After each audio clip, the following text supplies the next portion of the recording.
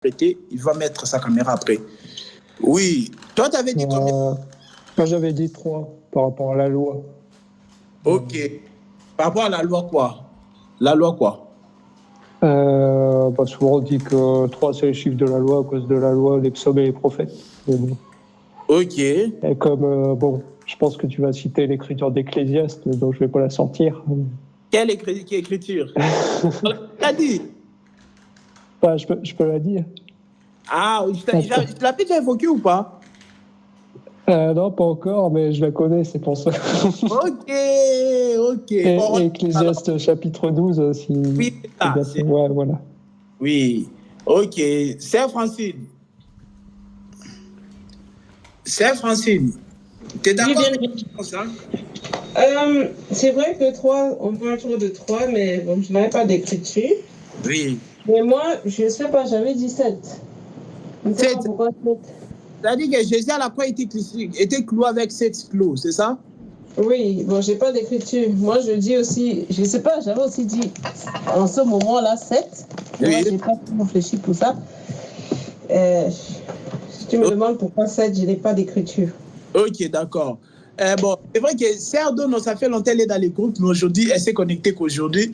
Je sais, bon, c'est la première fois qu'elle entend cette question. Voilà, nous, on était déjà là, ça fait cette question. Je ne sais pas si elle a une parole ou pas, sinon on passe. Serdo, je ne sais pas si tu as quelque chose à dire ou pas, sinon on passe. Comment? Mon frère, voilà, je préfère suivre pour avoir l'idée de ce qui s'est passé, vu que c'est ma toute première fois de participer aussi à ça.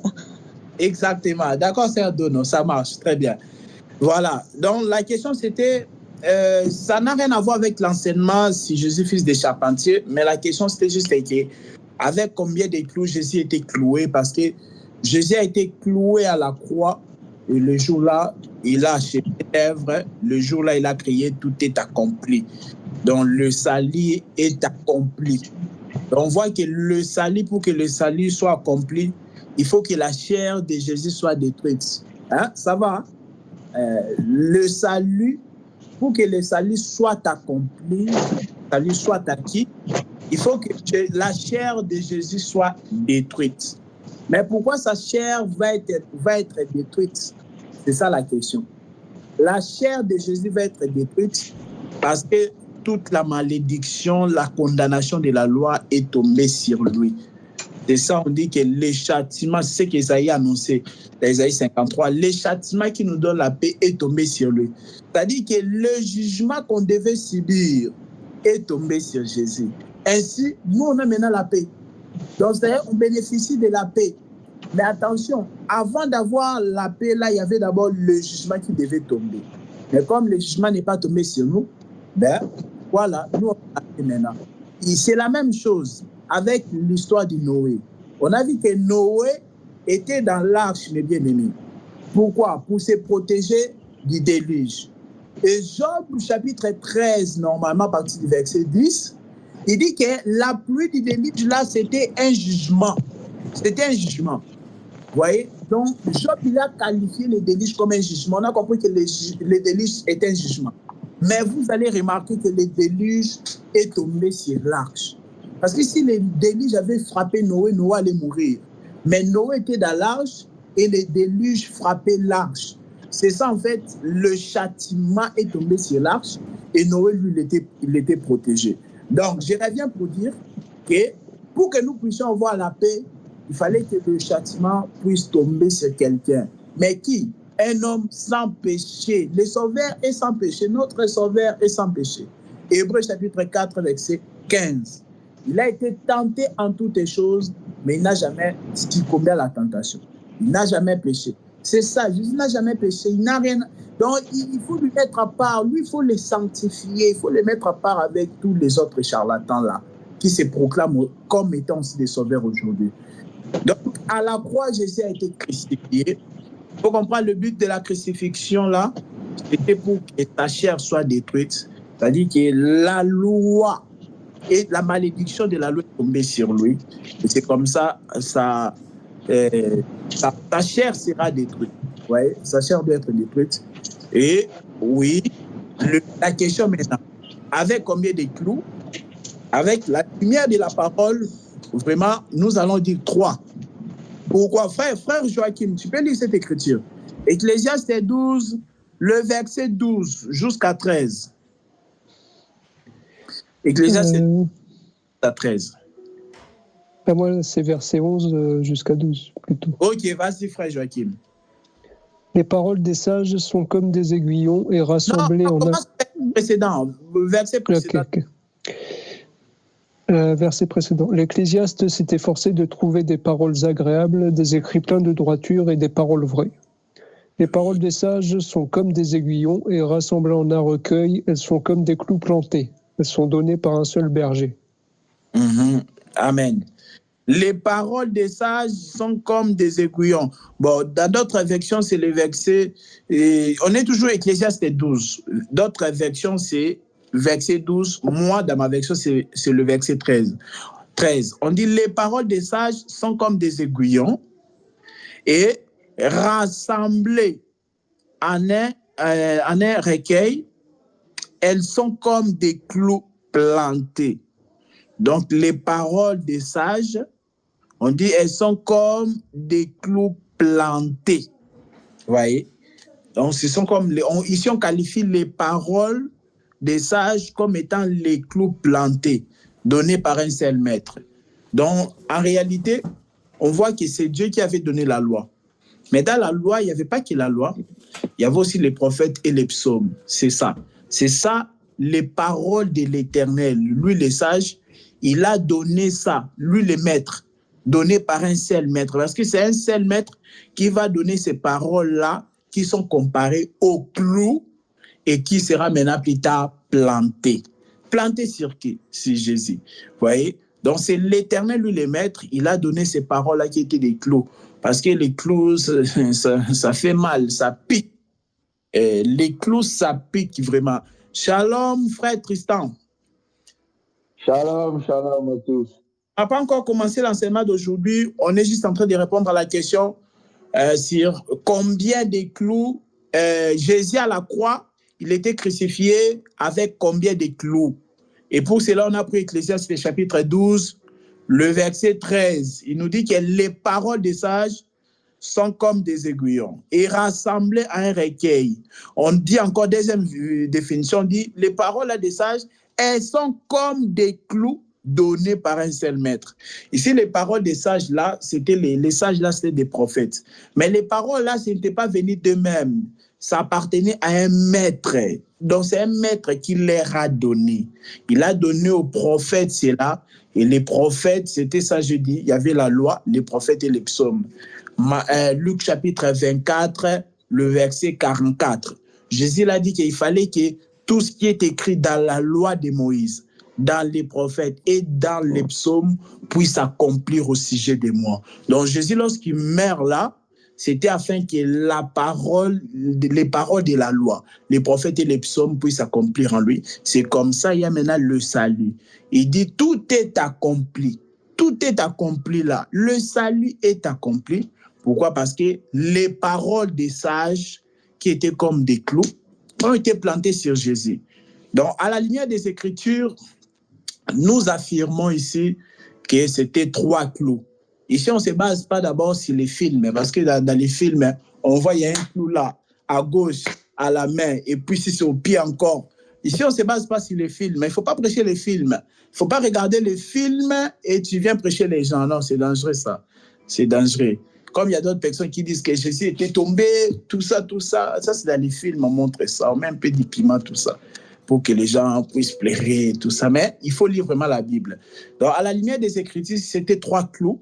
Et je dis que c'était les paroles de la loi, des prophètes et les psaumes qui ne pouvaient pas donner la vie. Parce que qui ne pouvaient pas donner la vie. C'est-à-dire que ça ne donne pas la paix. Quand ça vient, ça pique. Ça fait mal. Ézéchiel chapitre 20, verset, on peut le lire, frère Joachim. Ézéchiel chapitre 20, verset 25, il est dit quoi?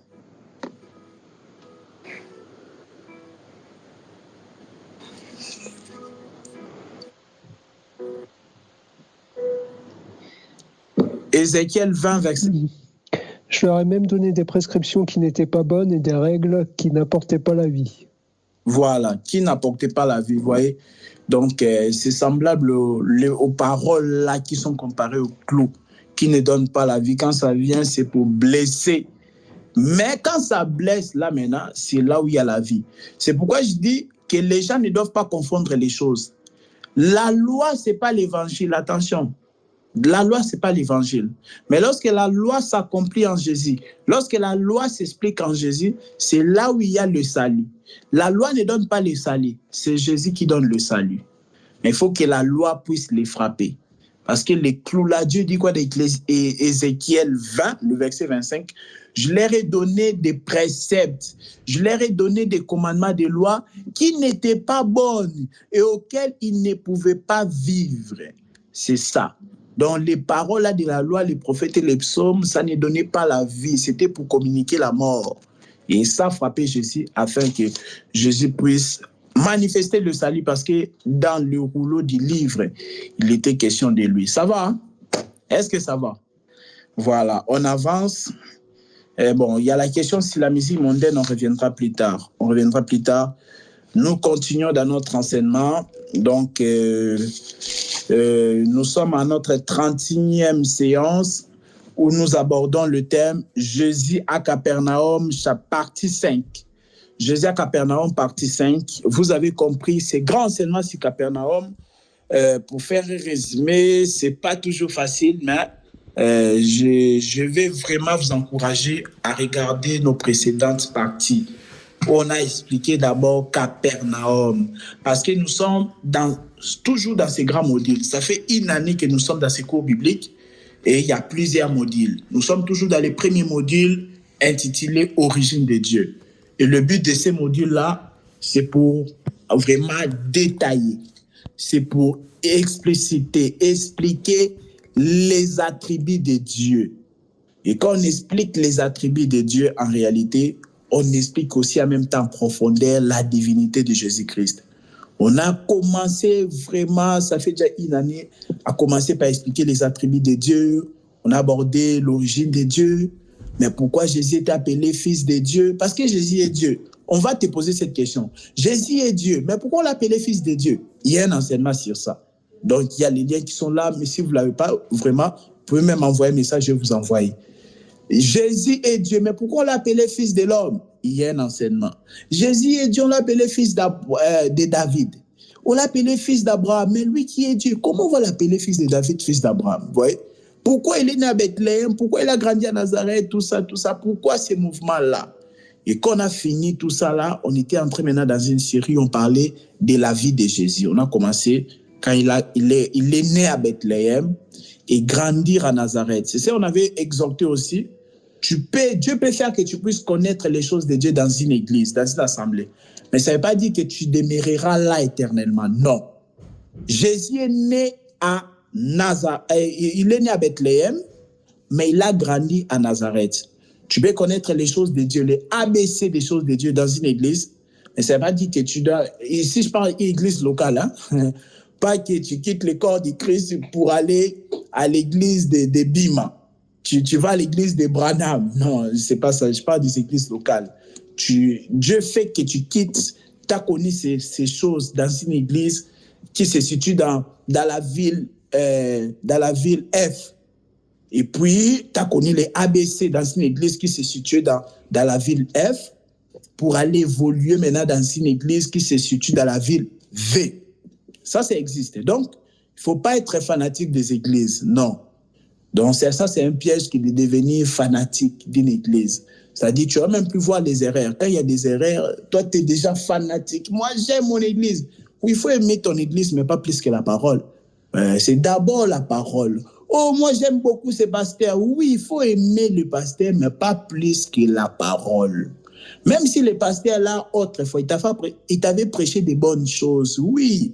Mais ce n'est pas dit comme tu avais prêché des bonnes choses, il a droit maintenant de venir te mentir, qu'il a maintenant droit de falsifier la parole. Parce que quelqu'un qui rajoute ou qui retranche quelque chose dans la parole, c'est la falsification. Il est en train de falsifier. Or, Paul, il dit quoi? nous ne falsifions pas comme c'est la coutume des plaisirs là. Il dit non, nous ne falsifions pas. Quand un prédicateur, on lui montre une écriture, il dit non, mais c'est comme ça comme moi je pense. On dit mais ça c'est une écriture claire, pasteur. Ça c'est une écriture claire. Comment Dieu sauve? Dieu sauve quelqu'un en accordant le pardon du péché. Parce que ça, j'ai parlé ça avec plusieurs prédicateurs. J'ai posé la question comment Dieu sauve? La Bible est claire dans Luc chapitre 1, verset 77. La Bible dit que Dieu, quand il sauve, c'est-à-dire son salut, c'est passe par le pardon du péché. Quand il t'accorde le pardon du péché, c'est là où il t'a sauvé. Mais vous allez voir, le pasteur va dire, non, moi je pense que c'est comme ça. Donc, vous voyez, donc c'est un pasteur qui veut falsifier la parole de Dieu. Il veut rajouter, il veut s'imposer dans la parole de Dieu. Alors qu'il est né, ça fait même pas 100 ans, mes bien-aimés. Ça fait même pas 100 ans. Moi, quelqu'un qui a le courage de s'imposer, de contredire la parole de Dieu, même s'il a quel âge, donc je suis dans l'obligation de lui remettre à sa place, de lui redresser poliment, de lui dire non, tu n'es pas plus ancien que la parole de Dieu. La parole de Dieu est plus ancienne que toi. Oui, je te respecte, mais je respecte d'abord la parole de Dieu. Je respecte d'abord la parole de Dieu parce que la parole de Dieu est la plus ancienne que toi. La parole de Dieu, là, vous savez, ça fait combien d'années? Mais toi, tu es né, ça fait même pas 100 ans. Donc, respectons d'abord les vieillards. Respectons d'abord celui qui était là, le plus ancien. Donc, c'est vraiment important de comprendre ces choses-là. Donc, c'est-à-dire, j'étais en train de dire qu'il ne faut pas être fanatique d'une assemblée, ni d'un homme de Dieu. Mais il faut être fanatique de la parole de Dieu. Dieu peut permettre que tu puisses apprendre les ABC dans une église F, mais aller évoluer dans l'église V. Jésus est né à Bethléem, mais il a grandi à Nazareth. Et puis on a continué avec les attributs, on a parlé de Jésus âgé de 12 ans aussi, Jésus âgé de 30 ans, c'est là où on avait maintenant commencé à expliquer, à l'âge de 30 ans, il est parti se faire baptiser, après il est parti 40 ans dans le désert, il y a tous les enseignements là-dessus. Après son baptême dans le désert, il est revenu encore à Nazareth, là où il a grandi. Il a fait la seconde lecture et il a fait la seconde lecture, les gens ils ont douté de lui. Après, ils l'ont même appelé fils des charpentiers. On a aussi passé beaucoup de temps à expliquer Jésus, fils des charpentiers. Et maintenant, après, c'est là qu'on a douté de lui. Il a dit, vraiment, vous allez regretter. Vous allez réclamer un jour que faites ceci dans notre patrie, c'est-à-dire à Nazareth, c'est que nous avons appris que tu as fait à Capernaum. À Nazareth, on l'a méprisé parce qu'on le connaissait. C'est ça. Il a grandi à Nazareth. Du jour au lendemain, il fait la lecture du prophète Isaïe dans Luc chapitre 4, versets 18 à 22. Quand il finit de dire que l'Esprit du Seigneur est sur moi il dit c'est moi l'accomplissement. Les Nazaréens, ils ont dit non, quand même, soyez un peu logique, un peu du bon sens. Toi, tu as grandi ici avec nous. Mais du jour au lendemain, tu dis que tu es l'accomplissement. C'était pas facile, hein, mes bien-aimés. C'était pas facile aussi pour les Nazaréens. Pour les habitants des Nazareth, c'était pas facile. Imaginez, vous avez grandi avec un frère ensemble. Mais il te dit que maintenant, ce qu'Isaïe avait dit, ça lui concerne. C'est pas facile. Et ils ont douté de lui. C'est ça.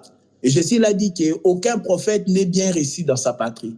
Il n'a pas dit nul n'est prophète chez soi. Ça, je le répète encore. Il n'a pas dit nul n'est prophète chez soi. Parce que nul n'est prophète chez soi, c'est-à-dire que tu es prophète partout. Mais quand tu reviens chez toi, tu n'es plus prophète. Non, c'est pas ça. Aucun prophète n'est bien réussi dans sa patrie. C'est-à-dire que tu es prophète partout. Tu es ministre partout. Mais quand tu reviens dans ta patrie, tu n'es pas bien réussi. Pourquoi? Ils te méprisent. Ils sont habitués avec toi. Ils sont habitués avec toi. Ils te voient comme leurs potes. Alors que toi, tu es un prophète. Tu vois? Et Jésus dit, aucun prophète n'est bien réussi dans sa patrie. C'est comme si vous avez un frère ou un petit frère qui est maintenant ministre. Vous voyez donc, des fois, vous le voyez toujours comme votre petit frère. Mais ce n'est pas un petit frère, c'est un serviteur de Dieu. Et Jésus a dit, aucun prophète n'est bien réussi dans sa patrie. Il dit, vous m'appliquerez ces proverbes.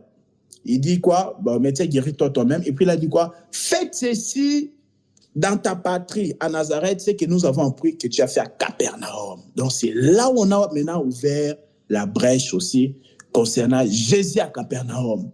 Et on a fini par découvrir plein de choses, bien aimées. Donc, on a fait une étude vraiment approfondie sur la ville de Capernaum, qui se trouvait là-bas, vers le nord d'Israël. Donc, on a vu que Capernaum, c'était la ville du prophète Nahum.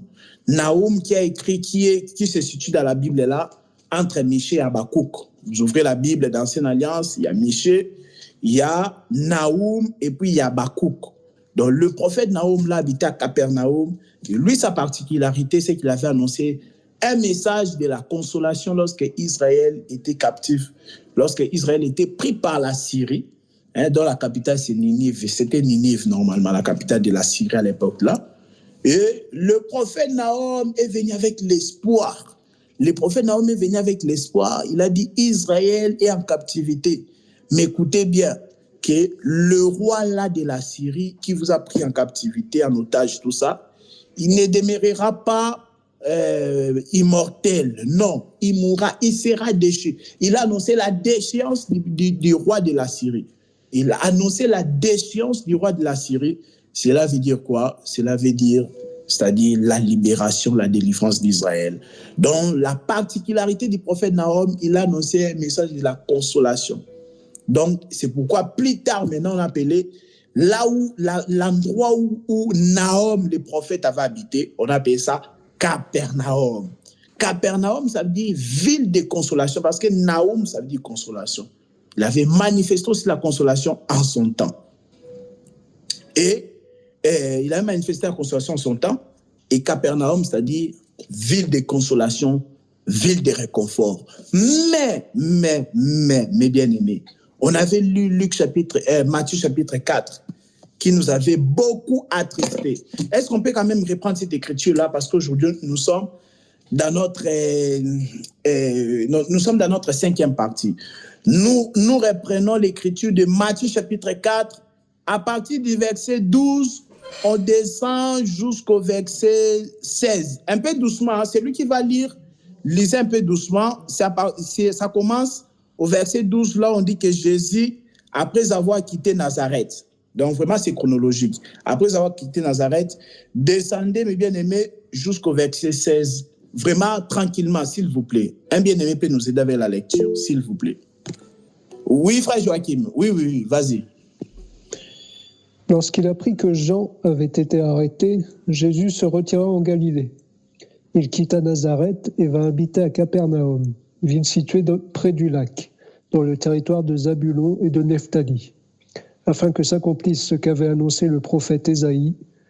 Territoire de Zabulon et de Nephtali, route de la mer, région située de l'autre côté du Jourdain, Galilée à la population étrangère, le peuple assis dans les ténèbres a vu une grande lumière, et sur ceux qui se trouvaient dans le pays de l'ombre de la mort, une lumière s'est levée. Dès ce moment, Jésus commença à prêcher, à dire « Changez d'attitude, car le royaume des cieux est proche ». C'est jusqu'à verset combien?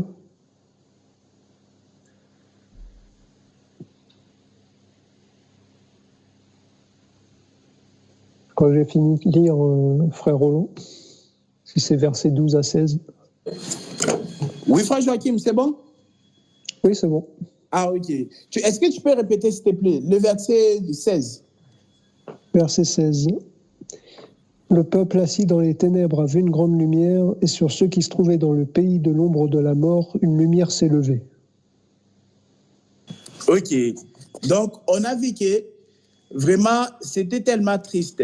Capernaum, là, on explique que quand Jésus il a quitté Nazareth, il est parti à Capernaum, bien-aimé. Mais il se passe quoi? On dit que le peuple là ont demeuré dans les ténèbres. Mais il y avait beaucoup de choses ici. C'est pourquoi c'est un grand thème. Pourquoi?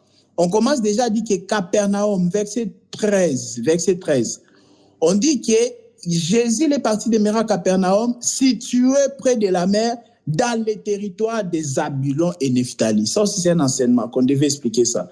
On dit que Capernaum, c'était dans les territoires de Zabulon et Nephtali. Parce que, rappelez-vous, lorsque Israël est sorti de l'Égypte, il est sorti là, manger l'agneau, tout ça, les miracles sont produits. Il est sorti de l'Égypte. Après, il s'est passé quoi? Ils ont passé 40 ans dans le désert. Après, Moïse est mort. Josué a pris la relève. Lisez Josué 13, tout ça.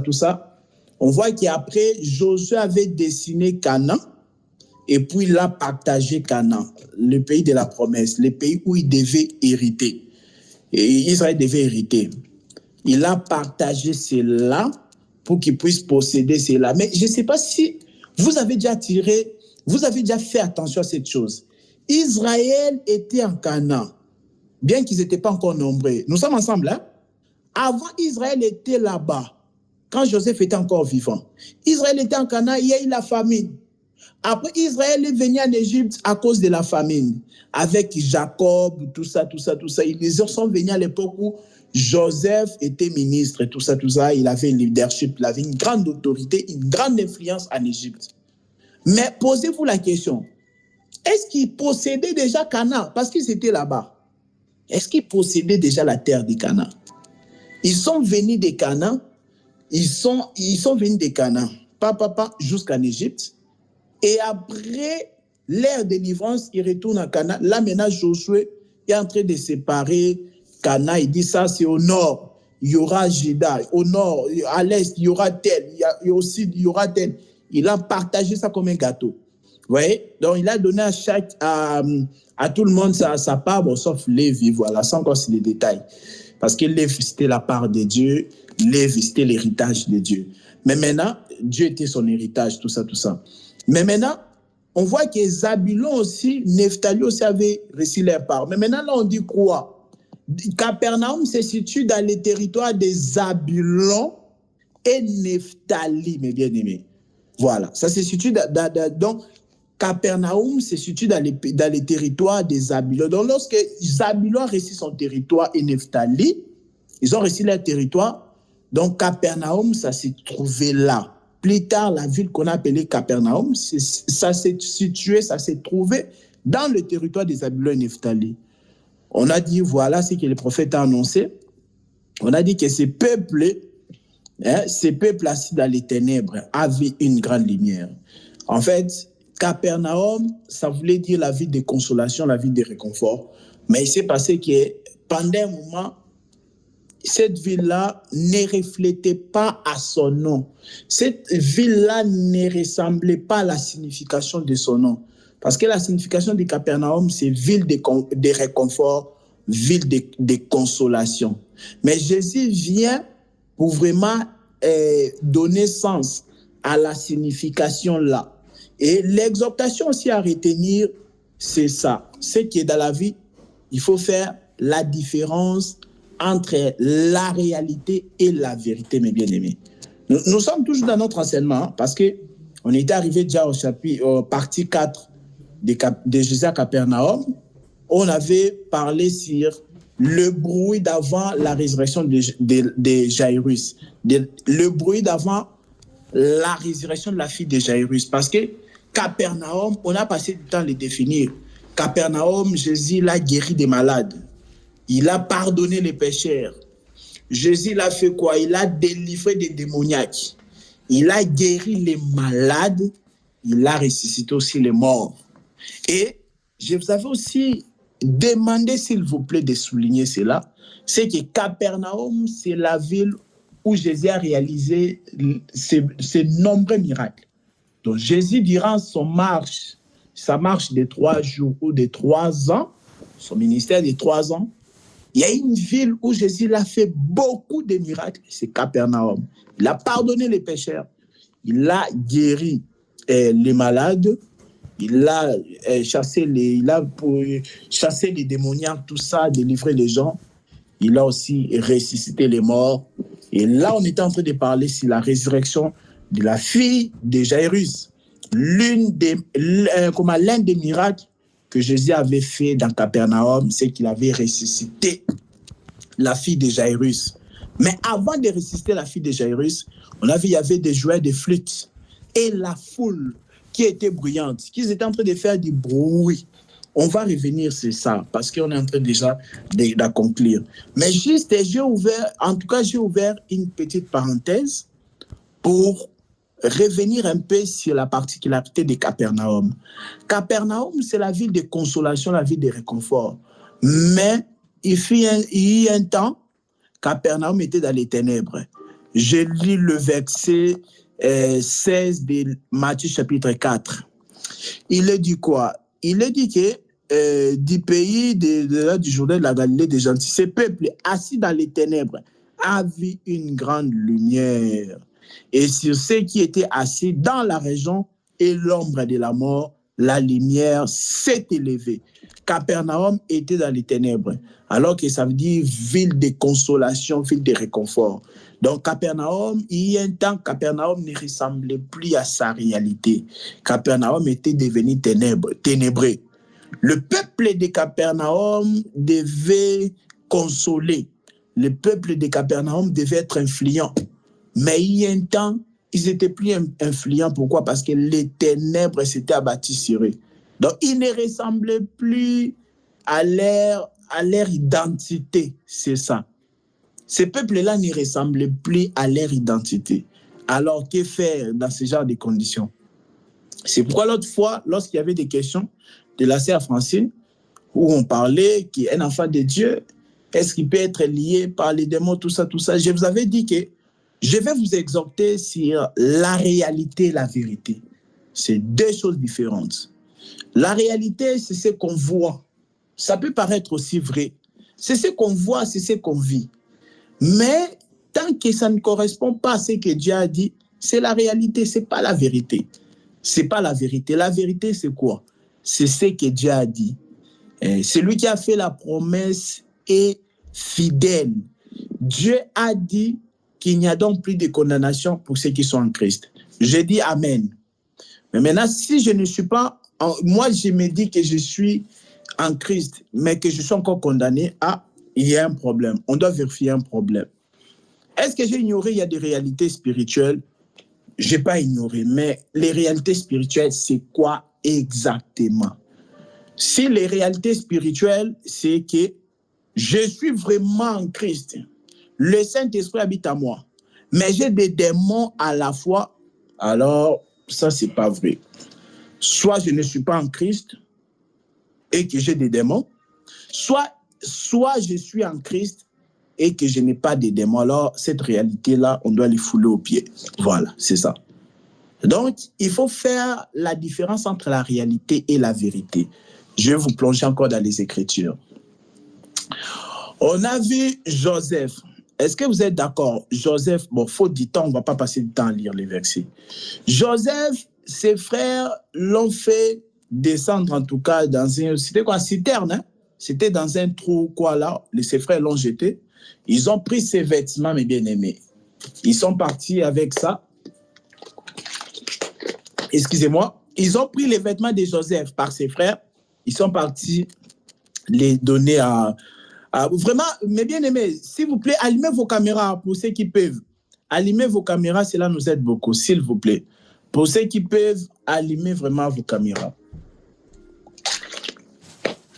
Donc, je disais qu'on a vu aussi que les frères de Joseph, ils ont trahi Joseph, ils ont pris ses vêtements, ils ont tué une bête, comme une bête féroce. Voilà. Et maintenant, on a un animal méchant. On a pris le sang de cet animal, on a mélangé avec les sangs de Joseph. Ils ont pris ces vêtements-là pour raconter à Jacob que ton fils, qui est notre frère, qui s'appelle Joseph, est mort. Il y a un animal féroce qui l'a bouffé, qui l'a mangé, qui l'a tué, qui l'a dévoré. Vous voyez? Ça, c'est une réalité, mais ce n'est pas une vérité. Jacob va voir les vêtements, mais ça, c'est les vêtements que mon fils avait mis pour aller chercher, vous chercher. Donc, c'est quand il est sorti de ma maison, il était habillé comme ça, en vêtements rouges. Il était habillé en vêtements blancs, vêtements bleus, vêtements noirs. Mais je vois ces mêmes vêtements-là avec la couleur, avec le sang, rempli de sang. Jacob est frappé par la réalité. Il a fait même son deuil. Bah oui, il aimait beaucoup. Jacob aimait beaucoup Joseph. Il a même fait son deuil. À cause de quoi? De la réalité. Donc la réalité peut nous faire pleurer. La réalité, c'est qu'on voit là donc des réalités. Donc oui, c'est moi des réalités. Je vois avec mes yeux. Tu peux appeler ça la vérité, mais non, c'est pas la vérité. La vérité, c'est la parole de Dieu. Qu'est-ce que Dieu dit à ton sujet? Qu'est-ce que Dieu dit à ton sujet? Il y a quelqu'un, par exemple, il vient de commencer la marche aujourd'hui. On l'a prêché l'évangile, il a compris l'évangile, mais il s'est passé qu'il a commis une erreur. Il avait peut-être pris une décision, moi, la musique mondaine, c'est fini. Mais il ne s'est pas rendu compte, il marchait et tout. Après, il est tombé dans un endroit où les gens étaient en train de danser. Et lui aussi, il passait par là, il s'arrête, il est en train aussi de danser. Du coup, il est aussi content. Alors qu'il avait pris la décision, moi, la musique mondaine, c'est fini, j'ai écouté la musique. Mais cette personne-là, après que cette fête-là va terminer, il va continuer sa marche, il va pleurer, il va regretter. J'avais déjà pris la décision, mais pourquoi quand je suis tombé dedans? Il ne faut pas se culpabiliser. Tu vois, toi, tu as réussi l'évangile, crois au Seigneur, crois à la vérité que tu es saint. Et c'est comme ça que tu vas manifester aussi des bonnes œuvres. Si dans ta tête, tu sais que tu es pécheur, tu ne peux pas aussi manifester des bonnes œuvres. Tu vois, tu ne peux pas manifester des bonnes... Toi, tu te dis, ah, je suis pécheur. Moi, ça m'étonne, hein. Il y a des églises où les pasteurs disent, de toute façon, nous tous, nous sommes des pécheurs. Arrêtez de condamner les païens. Bon, bien que moi, je ne condamne pas les païens, mais il dit, arrêtez de condamner les païens. Nous tous, nous sommes des pécheurs. Non, nous tous, nous ne sommes pas des pécheurs. Déjà, un pasteur qui dit que nous tous, nous sommes des pécheurs, ben, lui, je ne sais pas. Hein. Donc, c'est quelqu'un qui prêche, mais il n'a jamais compris le sauveur dont il est en train de parler. Tu vois. Parce que le salut de Dieu, c'est pas, tu ne peux pas les toucher comme ça. Lui, il veut toucher le salut de Dieu. Donc, il dit, nous tous, nous sommes des pécheurs. Non, tout le monde n'est pas pécheur. Tout le monde n'est pas pécheur. Même si un enfant de Dieu commet une erreur, il n'est pas un pécheur. Il n'est pas un pécheur. C'est vrai, il va regretter, mais il va se rappeler de son identité. C'est ça qui va encore lui donner la force de continuer la marche. Vous voyez? Donc, une telle personne ne doit pas se décourager. Il avait pris une décision d'aller de l'avant, mais il a stagné. C'est-à-dire qu'il a trébuché. Il ne doit pas se décourager. Ça, c'est une réalité. Parce que je suis en train d'exhorter sur la réalité et la vérité. Donc, on pousse ça dans Capernaum. La réalité de Capernaum, c'est qu'il y a les ténèbres dans cette ville-là. Les ténèbres. Pourquoi? Parce qu'il y a des pécheurs. Jésus doit venir pardonner les pécheurs. Il y a des malades. Jésus doit venir les guérir. Il y a des gens qui sont possédés de démons. Jésus doit venir chasser des démons. Et il y a des gens qui sont morts. Jésus doit venir les ressusciter. Mais tout ça là, c'est les ténèbres de Capernaum. Les pécheurs, le péché, la maladie, les démons, la mort. C'est ça les ténèbres qui sont en train de s'abattre sur Capernaum. Mais l'identité de Capernaum, c'est quoi? C'est la consolation, c'est le réconfort. Les ténèbres là, c'était la réalité du Capernaum. Mais la vérité, c'était autre chose. C'est ça. C'est ce que je dis qu'un enfant de Dieu, il lui est arrivé de trébucher. Non, il ne faut pas qu'il s'identifie à cette réalité-là. C'est une chose qui s'est passée, mais refuse. Ne t'identifie pas à cela, toi. Vois grand, vise toujours haut. C'est ça. C'est ça maintenant, c'est ça la vérité. Viser haut, c'est penser à la vérité. Penser à la vérité de la parole de Dieu. Il t'est arrivé de trébucher. Mais rappelle-toi que tu n'es pas n'importe qui, tu es un saint. Et les gens, souvent les gens disent, moi je suis saint, je suis une sœur sainte, je suis un frère saint. Mais ils ne comprennent pas, tu vois, ils ne comprennent pas. Saint, ce n'est pas un slogan. Saint, c'est que je n'ai pas fait d'effort de moi-même pour devenir saint. Mais c'est Dieu, de la même manière qu'il avait déclaré Abraham juste, sans qu'il puisse même faire une bonne œuvre. De la même manière, il m'a déclaré aussi saint, sans que je puisse faire une bonne œuvre. Ce que les gens ne savent pas, c'est que Dieu nous appelle saints avant même de pratiquer une bonne œuvre quelconque. Prenez le temps de lire Romains chapitre 4. C'est ça vraiment. Donc, on continue pour dire que la réalité peut décourager, la réalité peut faire pleurer. Ah, les affaires, mais Dieu m'avait convaincu de commencer cette affaire, mais la réalité, je vois, c'est une autre chose. Mais il faut savoir que la vérité est plus forte que la réalité. La vérité est plus forte que la réalité. La vérité est au-dessus de la réalité. Parce que la vérité, c'est ce que Dieu dit. Et la réalité, c'est ce qu'on est en train de vivre. Donc, je continue pour dire qu'avec l'exemple là de Joseph, Jacob a pleuré, il a vu le sang. C'était une réalité. Le sang en train de couvrir les vêtements de son fils Joseph. Jacob a fait son deuil, il a pleuré. Mais ce n'était pas la vérité. Parce qu'en réalité, il n'y avait aucun animal qui avait tué son fils Joseph. C'était juste une réalité qu'on a voulu lui faire avaler. Un mensonge. Et le diable crée des réalités, mais en réalité, ce sont des mensonges. Une chose peut être réelle comme ça. Toi, tu appelles ça réel, mais c'est un mensonge. C'est ce que le diable invente pour te démoraliser. Parce qu'il cherche à combattre vraiment ta foi. La Bible dit dans Luc chapitre 8, on dit quoi? Lorsque le Fils de l'homme reviendra, trouvera-t-il la foi sur la terre? La terre, là, c'est l'épouse. On pose la question, quand il reviendra? Je crois que c'est Luc 8, verset 18, ou c'est l'inverse, ça fait très longtemps.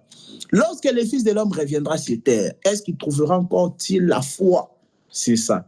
Mais le diable, quand il t'attaque, tout ça par des persécutions, en réalité, il veut atteindre ta foi. Il veut que tu sois déstabilisé pour dire, moi, finalement, je suis un pécheur, donc voilà, je ne peux rien, donc Dieu ne m'aime pas. Non, il faut toujours être convaincu. Même s'il y a un jour où tu passes une très mauvaise journée, s'il y a un jour où tu reçois toutes les mauvaises nouvelles du monde, sois toujours convaincu de l'amour de Dieu. En fait, ça, c'est un truc qui est entré en moi et que ça ne me quittera jamais jusqu'à la fin de mes jours. C'est que je serai toujours convaincu que Dieu m'aime. Quoi qu'il se passe, quoi qu'il en soit, quoi qu'il arrive, je serai toujours convaincu que Dieu m'aime. Vous voyez, ça, c'est une dimension. Donc, même quand tout le monde se retourne contre toi, mais je sais toujours que Dieu m'aime. Ça c'est un truc qui est entré à moi que personne ne peut me le ôter. Ça, c'est ancré carrément à moi. Personne ne peut me le ôter. C'est la conviction, c'est tu es convaincu de l'amour de l'homme. Tu es convaincu que le Seigneur t'a réellement aimé. Et son amour, ce n'est pas comme l'amour de ce monde, où tu vois quelqu'un qui t'avait dit « je t'aime » en 2021, mais après, il change. Ça, c'est l'amour des hommes. Il aime quelqu'un d'autre, il va dire à quelqu'un d'autre « je t'aime ». Ça, c'est l'amour des hommes. Mais Dieu, quand il aime, c'est pour toujours. C'est pour toute l'éternité. Même quand tu vas mourir à la chair, il t'aime toujours. Parce que son amour là va se révéler encore en ce qui va te ressusciter les jours de l'enlèvement. 1 Thessaloniciens chapitre 4, verset 15 à 18. On nous parle sur la résurrection des chrétiens qui sont morts, ils vont ressusciter pour être enlevés. Et aussi 1 Corinthiens chapitre 15, verset 49 à 52. Donc ça, c'est une dimension supérieure. C'est ça la vérité, mes bien-aimés. Donc, la réalité, ça peut provoquer des pleurs, tout ça. On ne doit pas s'identifier à notre réalité. Nous, on doit être fixés. Jacques dit quoi? Et les regards sur lui, le Seigneur, le chef et le consommateur de notre foi. Très important. Encore un autre exemple, si la réalité, la vérité, c'est qu'on a vu le jour-là. J'ai donné l'exemple si Joseph. J'ai donné aussi l'exemple que tu aujourd'hui, tu as reçu l'évangile, mais des fois, tu as encore certaines lacunes et tout. C'est parce que tu n'as pas encore mangé la parole de Dieu assez. Tu as encore certaines faiblesses et tout dans la chair, tout ça. Il faut laisser la parole entrer. Ne te décourage pas. Toi, vois ta vraie identité. Il ne faut pas coller ton identité avec la réalité. Non. Toi, dis toujours, je suis saint. Il y a une chanson, on chante. Que les pauvres disent je suis riche. Hein? C'est ça, non? Je ne sais pas si vous connaissez cette chanson-là. Ah, frère Joachim, moi, je ne connais pas. Mais les autres bien-aimés, je pense qu'ils connaissent. On dit que les pauvres disent que je suis riche. C'est ça. On dit que les faibles disent que je suis fort. Alors, que les pécheurs, ils disent quoi? On a dit quoi? Que les pauvres disent que je suis riche. C'est une chanson qui se chante dans les églises. Que les pauvres disent je suis riche. Que les faibles disent je suis fort. Mais des fois, on s'arrête là. Il faut se poser la question. Et pour celui qui est pécheur, alors, il doit dire quoi? Parce que les faibles disent... Donc, il est faible. Mais on chante dans cette chanson-là que les faibles disent que je suis fort. La personne est pauvre, mais on dit que les pauvres disent que je suis riche. Alors que c'est lui qui est pécheur. C'est-à-dire, un pécheur, un ex-pécheur, c'est-à-dire, il vient de recevoir l'évangile. Mais il a encore des faiblesses. Mais il a reçu l'évangile. Il doit dire quoi? Il doit dire que je suis saint. Il doit dire que je suis saint. Pourquoi? Parce qu'il a le Saint-Esprit. Les gens, ils ne savent pas. Les gens, ils pensent que le Saint-Esprit vient à nous quand on abandonne tout. Non, ce n'est pas comme ça. Vous voyez les gens en train de prêcher au marché. Abandonne tout, viens suivre Jésus. Mais si j'abandonne tout, déjà, je ne vais pas réussir. Déjà, ça, c'est un mensonge. Je ne peux pas tout abandonner pour suivre Jésus. Je n'ai pas cette force-là. Vous voyez? Abandonne tout, viens à Jésus. Non. Si j'abandonne tout et je viens à Jésus, Jésus va encore faire quoi pour moi? Avant de m'amener au ciel, il doit m'aider à abandonner mes faiblesses. C'est ça. Les gens ils pensent que Jésus, qui est le Saint-Esprit, va venir en toi quand tu seras déjà parfait. Mensonge, mensonge et mensonge. Mensonge du siècle. Que plusieurs prédicateurs, ils ont avalé et ils continuent aussi à faire avaler aux autres. Qu'en réalité, pour que Dieu t'agrée, il faut que tu sois saint. Pour que Dieu t'agrée. Non, arrêtez ça. Ça, ce n'est pas l'évangile. Éphésiens chapitre 1 nous fait comprendre que le Saint-Esprit est venu à nous pour le jour de la rédemption, mes bien-aimés. Le Saint-Esprit est venu à nous pour le jour de la rédemption. Mais vous allez voir plusieurs prédicateurs dire qu'il faut être parfait, comme ça le Saint-Esprit viendra en toi. Abandonne tout et viens à Jésus. Mensonge, mensonge, mensonge, mes bien-aimés. Ce sont des mensonges. Le Saint-Esprit ne vient pas à nous parce que nous sommes parfaits. Non. Déjà, comment on peut être parfait sans le Saint-Esprit? Ça, c'est une erreur. Donc, le Saint-Esprit vient à nous, non pas parce que nous sommes parfaits. Il vient à nous, mais pour nous rendre meilleurs pour les jours de l'enlèvement. C'est ça. Le Saint-Esprit vient à nous quand nous sommes encore faibles. Quand on reçoit seulement l'évangile, le Saint-Esprit vient à nous. On a encore d'autres faiblesses, mais il est à nous pour nous aider justement à cheminer pour que nous devenions meilleurs pour le jour de l'enlèvement. Donc, quelqu'un aussi qui vient à peine de recevoir l'évangile doit proclamer qu'il est saint. De la même manière, la chanson dit que les faibles disent que je suis fort, que les pauvres disent que je suis riche. Un ex-pécheur aussi, celui qui vient de recevoir la prédication de la croix, doit confesser publiquement aussi, même quand il a encore des faiblesses, mais il doit confesser que je suis saint. Parce que tu peux pas manifester des bonnes œuvres quand dans ta tête, tu sais que tu es pécheur. Non. Donc, il y a des gens... C'est comme moi, je dis, quand je prêchais ici sur le pardon du péché, je disais que l'évangile, c'est une autre mentalité que l'homme doit adapter. Parce que l'homme est adapté avec la mentalité du mérite. Il faut que je fasse ça pour qu'on me donne ça. Mais il pense aussi avec le salut aussi, il faut qu'il fasse quelque chose pour que Dieu puisse lui donner le salut. Alors que ce n'est pas ça. Éphésiens chapitre 2, verset 8 à 9, contredit cette personne-là. On dit que vous êtes sauvés par la grâce au moyen de la foi. Et la Bible continue, ce n'est point par les œuvres, afin que personne ne puisse se glorifier. Si c'était par les œuvres, Bill Gates allait avoir le salut. Elon Musk, Jeff Bezos là, si c'est Jeff Bezos, si c'est qui là, tous les millionnaires là que vous connaissez, ils allaient avoir le salut. Si ça dépendait de l'argent, si ça dépendait des bonnes œuvres, ils allaient faire de meilleures œuvres plus que nous parce que nous ne sommes pas des millionnaires. Et ils allaient prendre l'argent, aller, ils aident des orphelins, ils font des trucs, vraiment des bonnes œuvres qui dépassent nous tous, qui dépassent même ceux qui sont en train de gêner là. Parce que quand tu gênes là, en réalité, l'orphelin, il bénéficie quoi? Quand tu gênes là, tu te glorifies, moi je fais des œuvres, je gêne tout ça. Mais l'orphelin, tu l'as aidé en quoi? Tu l'as aidé en rien. Mais un millionnaire païen, il fait des œuvres plus que toi-même. Mais il n'a pas le salut. Il n'a pas le salut. Donc le salut, l'évangile qui apporte le salut, c'est une autre mentalité que l'homme doit adopter. Et c'est ça la difficulté. Vous voyez, vous prêchez quelqu'un, il s'énerve. C'est normal, il s'énerve. Parce qu'il est en train de lui prêcher une autre mentalité qu'il doit adopter. C'est que Dieu t'a pardonné gratuitement. Tu n'as rien fait pour qu'il puisse t'accorder le salut qui est le pardon du péché. Mais l'homme s'énerve. C'est une autre mentalité qu'il doit adopter. Maintenant, on continue.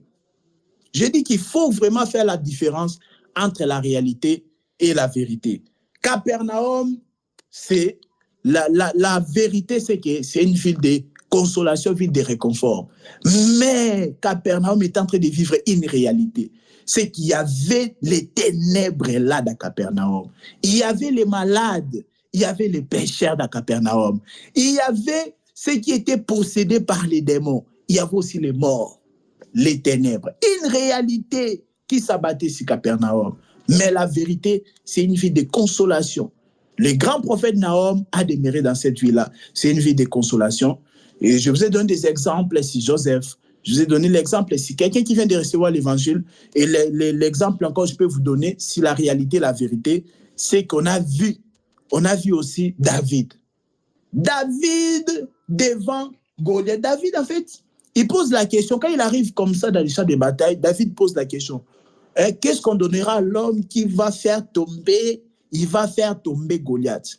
Son grand frère Eliab dit, toi, je sais, toi, tu es toujours arrogant comme ça. Toi, vas-y, va t'occuper des brebis de notre père Isaïe, tout ça. Vous voyez? Donc, face à Goliath aussi, il y avait une réalité. La réalité, c'est que David ne va pas tenir devant Goliath. Soyons quand même sérieux. David ne peut pas tenir devant Goliath. Parce que Saoul a dit ceci. Saoul a dit à David, quand David avait le courage, parce que David, c'est un homme qui est courageux. On doit voir aussi de tels frères. Tu as la vérité, il faut aller, il faut l'annoncer. David, c'est un frère très courageux. David, il voulait aller se battre avec Goliath. Mais écoute ce que Saoul dit, ça a attiré mon attention. Saoul a dit à David, je ne refuse pas, je comprends que tu es courageux, tout ça. Mais sache que Goliath, c'est un homme de guerre de sa jeunesse. Ça, il faut faire attention avec ça. On dit que c'est un homme de guerre dès sa jeunesse. Les gens ils pensent que le premier combat de Goliath, c'était avec David. Non. C'est un homme de guerre depuis sa jeunesse. Il a combattu, il a fracassé des mâchoires, il a brisé des gens, il a tapé les gens. Goliath, il tapait gauche, droite, tu tombes. Il mettait des KO plus que Mike Tyson, plus que des Mohamed Ali. Donc, si tu attrapes, KO directement. Donc, il était un homme de guerre dès sa jeunesse. Saoul a dit ça à David et cela a attiré quand même mon attention. Il dit, attention, c'est un homme de guerre depuis sa jeunesse. Donc, il avait déjà combattu beaucoup. Donc, encore une fois, on est face à la réalité et la vérité. La réalité, c'est que Goliath va fracasser David. Il va l'éliminer vraiment en quelques secondes. Il va pas, David ne peut pas, selon la réalité, mes bien-aimés. Selon la réalité, mes bien-aimés, c'est que David ne peut pas tenir quelques secondes devant Goliath. C'est ça la réalité. Mais la vérité en est une autre chose. La vérité, c'est que David est descendant de Juda. Et celui qui part à la bataille, c'est Juda. Juda, c'est un roi. Juda, c'est celui qui brise. Juda, c'est le plus fort. C'est ça. La vérité, c'est que David, il est même quand il est petit, mais attention, il est la lignée des guerriers. Il est de la lignée des Judas qui sont plus que les Philistins, les étrangers. Donc, vous voyez, donc David pouvait être intimidé, il pouvait se laisser intimider par la réalité, mais il n'a pas laissé la réalité l'intimider. La réalité, c'est que Goliath avait allé briser très rapidement, en quelques secondes, David. Mais David ne s'est pas concentré sur la réalité. Vous voyez, parce qu'il sait déjà, il avait déjà ses palmarès, ses victoires dans les secrets que personne ne connaissait. Il a déjà battu des l'ours, lions. Il les a déjà vaincus. Donc, c'est palmarès aussi. Donc, même comme ça, selon la réalité, c'est impossible que David puisse calmer les lions, frapper les lions, ours, tout ça. Mais selon la vérité, oui. Selon la vérité, excusez-moi, il y a un appel. Oui, vous m'entendez? Il y avait un appel là. Oui, il y avait un appel qui est entré. Oui, voilà.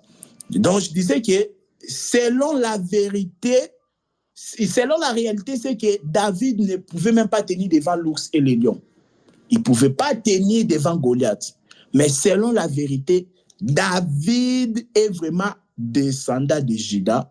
C'est un homme qui est appelé à vaincre. Coûte que coûte, tu dois vaincre. Lorsqu'ils sont arrivés chez les Cananéens, on a posé la question dans Juge chapitre 1, je crois, on a dit, qui montera pour conquérir les Canaans? On a dit, Juda montera. Donc, Juda, c'est lui qui est courageux. Il n'est pas seulement courageux, mais il a aussi la force qu'il faut pour vaincre. Donc, très important. Donc, c'était ça que quand même, je voulais qu'on puisse comprendre ça. Donc, notre sous-thème d'aujourd'hui, c'était vraiment la réalité et la vérité. C'est ça. La réalité et la vérité du Capernaum. Et ça s'applique aussi aujourd'hui. On doit plus s'identifier à la vérité et non à la réalité. Et bon, je ne sais pas si on doit continuer jusqu'à quelle heure, parce que je voulais continuer aussi sur... bon, c'est vrai, ça touche à notre thème, hein, le bruit d'après la résurrection de la fille de Jairus. Parce que le sous-thème d'aujourd'hui, la réalité et la vérité, c'était une parenthèse, mais c'est vrai, c'est un sous-thème. Mais sinon, on était en train de parler sur les bruits d'avant. Comment? Il y a quelqu'un qui voulait parler? Je ne sais pas si on part jusqu'à quelle heure. Aujourd'hui, on continue jusqu'à quelle heure? Sachant que c'est peut-être la dernière séance. Sachant que c'est peut-être la dernière séance aujourd'hui, parce qu'on doit confirmer dans la semaine s'il y aura séance ou pas. Voilà. Comment? Moi, je suis disponible. Hein? Je ne sais pas sur le reste. Ok, c'est Francine. Oui, moi aussi je suis disponible. J'avais une question. Oui, ok. Joachim.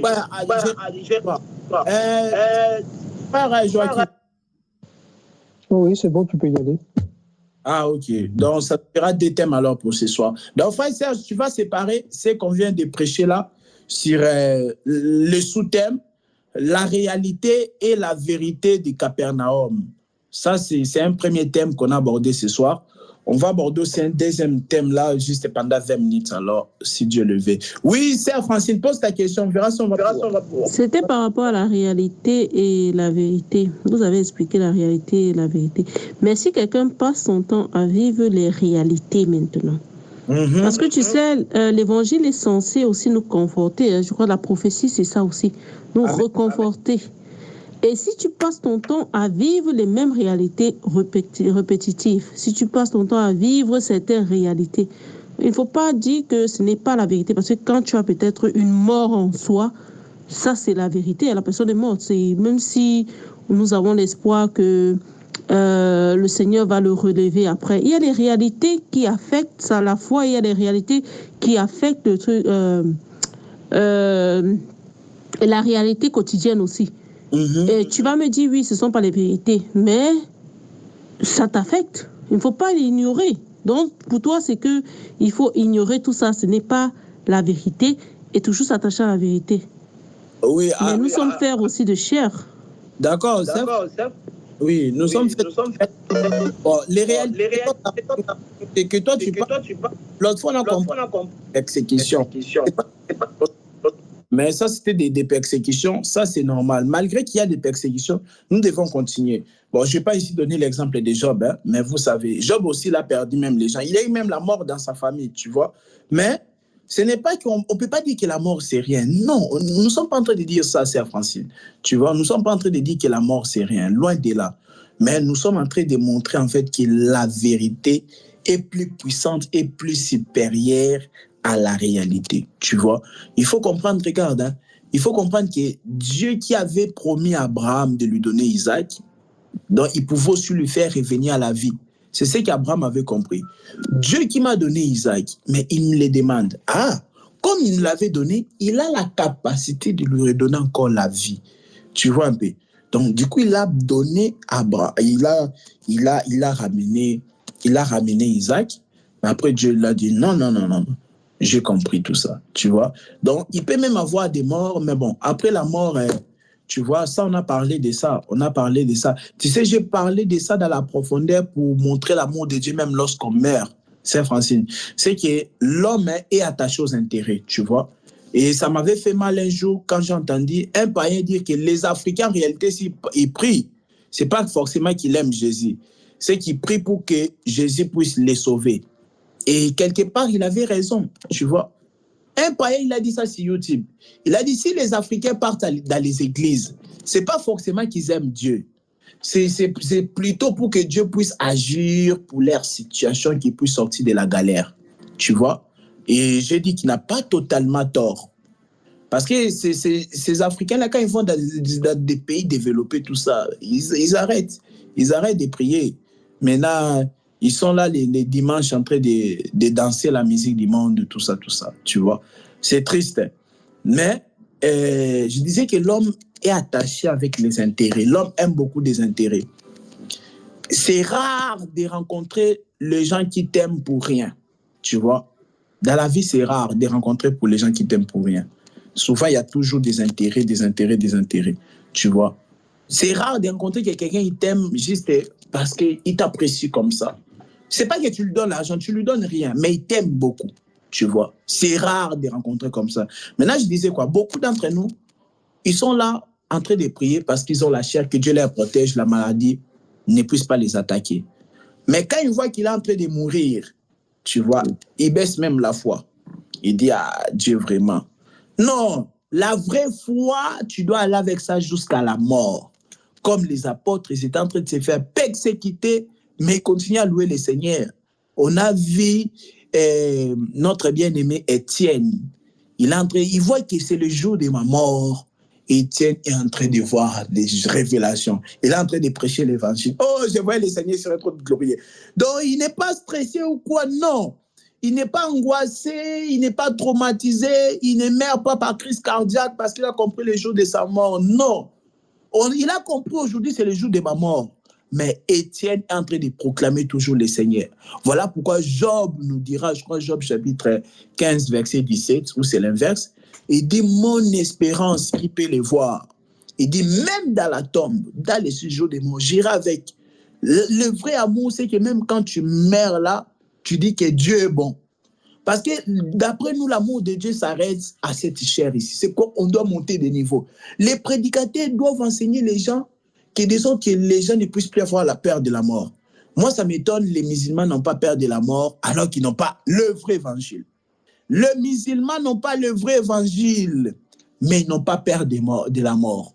Mais ceux qui s'appellent des chrétiens, qui vont aller dans les églises, tout ça, ils ont peur de la mort. Quand tu parles de la mort, il te voit totalement un assassin, son ennemi numéro 1. Donc lui-même, il commence déjà, il dit, lui là, je dois le tuer parce que comme il parle de la mort, là, peut-être, il veut me tuer, tu vois. Donc, on a peur de la mort, mais alors que non. On doit atteindre une dimension, mais ça, c'est par rapport à ce qu'on écoute. Qu'est-ce qu'on écoute? On écoute des paroles qui nous rendent peureux. C'est ça, les prédications des prédicateurs d'aujourd'hui, ça nous rend peureux, mes bien-aimés. La prédication doit donner la force.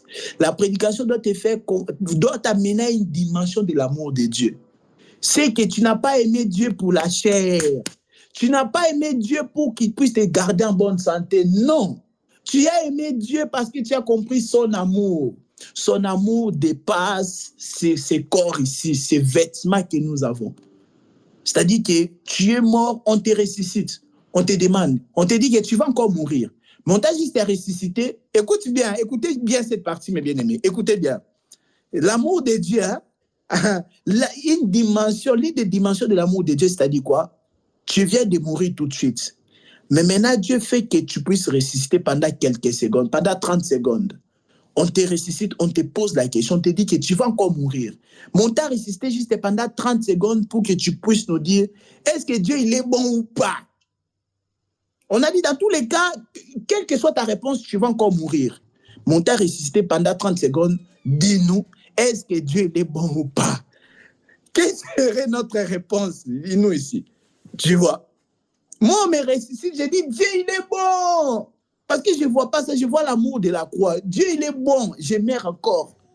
C'est ça la dimension qu'on doit voir. Et là, tu vas voir que tu n'auras plus peur de la mort. Mais quand je dis certains d'entre nous ici, c'est-à-dire les chrétiens, plusieurs parmi les chrétiens, si on lui ressuscite pendant 30 secondes, on dit, dis-nous, Dieu, il est bon ou pas? Bon, voilà, Dieu, il était bon. Voilà, il avait permis que je puisse me marier. J'ai eu des enfants. J'ai eu le permis de conduire. Voilà.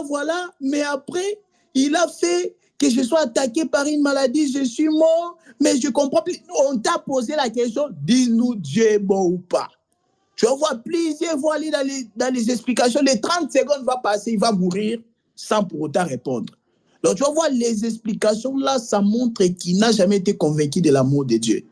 L'amour de Dieu, même quand tu es en train de mourir. Tu comprends, moi, qu'aujourd'hui, c'est le jour de ma mort. Tu vois que les gars, là, c'est ton ennemi. Il te croise avec un pistolet Kalachnikov, je ne sais pas comment ça se prononce, avec une arme à feu. il est là devant toi, tu sais que lui, c'est mon ennemi. Il m'a toujours cherché pour me tuer. Là, vraiment, tu es loin de lui. Même si tu es sportif, tu ne peux rien faire parce que tu es, je ne sais pas, à 3 mètres, à 2 mètres. Tu ne peux pas lui prendre les maîtriser. Tu comprends? Moi, c'est le jour de ta mort. Maintenant, là, on va te poser la question, Dieu, il est bon ou pas? Il faut assumer sa foi. Durant toute ta vie, tu as passé ton temps à prier, à écouter la parole. Et le jour de ta mort, tu veux renier la foi là. Non. Job, il dit, mon espérance, même dans la tombe, j'irai avec elle. C'est ça le vrai amour. Le vrai amour, ça dépasse la dimension charnelle. Donc, on ne doit pas aimer Dieu parce qu'il nous garde à bonne santé, parce qu'il nous donne le pain quotidien. Non. On doit dépasser cette dimension-là. Aimer Dieu parce que tu as compris son amour en premier. C'est ça. Ah, vraiment que le Seigneur soit loué. Je pense qu'on va faire un effort d'avoir une séance prochainement parce que, comme je vous ai dit, je voulais aborder le deuxième thème sur la résurrection, le bruit d'après la résurrection de la fille de Jairus. Mais bon, le temps est passé. Le Seigneur voulait qu'on soit conduit dans cette exhortation sur la réalité et la vérité. À ne pas oublier que la vérité, c'est toujours la parole de Dieu, c'est ce que Dieu dit. Voilà, que le Seigneur soit loué pour cette 31e séance. Voilà, c'est partie 5 de Jésus à Capernaum et sous-thème la réalité et la vérité de Capernaum. Que le Seigneur soit loué. Voilà, on va prier, puis on va voir s'il y a des questions après. Seigneur notre Dieu, nous te bénissons, nous te sommes infiniment reconnaissants. Merci Seigneur pour ta parole qui nous rend meilleurs. Merci pour ta parole qui nous fortifie, Seigneur. Merci pour ta parole qui illumine les yeux de nos cœurs. Merci, Seigneur, pour ta parole qui nous aide à mieux voir. Merci pour ta parole qui nous donne l'espérance de la résurrection. Merci pour ta parole, Seigneur Dieu de loi, qui nous assure que malgré, Seigneur, la destruction de la chair, mais, Seigneur, toi, tu ne nous laisseras pas dans les séjours des morts. Ton amour fera que tu puisses revenir, Seigneur Dieu de loi, nous donner à nouveau la vie éternelle, comme tu as fait lorsque Adam n'était pas encore formé, lorsqu'il était informe et vide. Toi, tu es venu lui donner la vie. De même aussi, tu nous montres qu'après la mort, tu feras la même chose. Tu nous redonneras la vie de nouveau, Seigneur Dieu de loi. Merci pour ton si grand amour, Seigneur. Garde notre cœur, garde notre foi, Seigneur. Conduis-nous, Seigneur, en toutes les choses. Conduis les pas de nos bien-aimés. Ceux qui passent des moments difficiles, des moments de persécution, Seigneur. Ils sont en train de vivre des réalités, Seigneur, qui ne sont pas ta vérité, Seigneur. Aide, Seigneur, nous. Aide tous les bien-aimés, Seigneur, qui vivent des réalités alors que ces réalités-là ne sont pas la vérité que toi tu as dit. Aide-nous à vivre ta vérité, Seigneur Dieu de loi. Ta vérité qui nous sanctifie, ta vérité qui nous rend meilleurs, ta vérité notre force. Merci pour tous mes bien-aimés, Seigneur, qui étaient connectés ce soir. Et même pour ceux qui n'ont pas pu se connecter, Seigneur, donne-leur la force au nom de Jésus. Bénis ce week-end, éternel Dieu de loi. Bénis la semaine prochaine. Si nous aurons une séance ou pas, toi tu le sais, Seigneur. Seigneur, mon voyage aussi entre tes saintes mains, que tu sois au contrôle de toutes choses. Le départ, Seigneur, et l'arrivée, Seigneur, l'aller comme retour, Seigneur, que tu puisses nous garder dans ta grâce. Garde tous mes bien-aimés, ta paix, ta protection divine, Seigneur Dieu de loi, soit le partage de tout un chacun de nous. En ton nom, nous avons ainsi prié, nous disons, gloire et louange à toi, Seigneur Jésus-Christ. Amen, amen, amen. Voilà, mes bien-aimés. Amen. Voilà, on avait l'intention d'aborder un deuxième thème, mais ça allait être très chaud.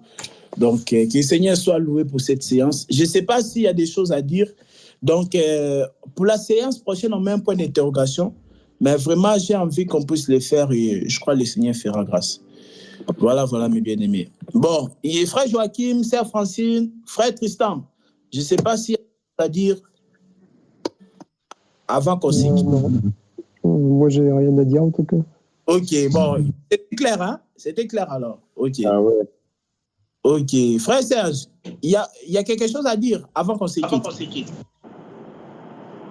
Non, en fait, ça a coupé, mais bon, c'était bien. Hein. Ah, j'ai coupé avec la question. Ouais, non, en fait, des questions, c'est bien, Par contre, la question de la sœur Francine, si je comprends bien, en fait, bon, vous avez déjà répondu par rapport à la mort, par rapport à... Mais c'est... Souvent, je trouve cette question, hein, je me rappelle beaucoup de gens, leur foi était... beaucoup de fois, donc on peut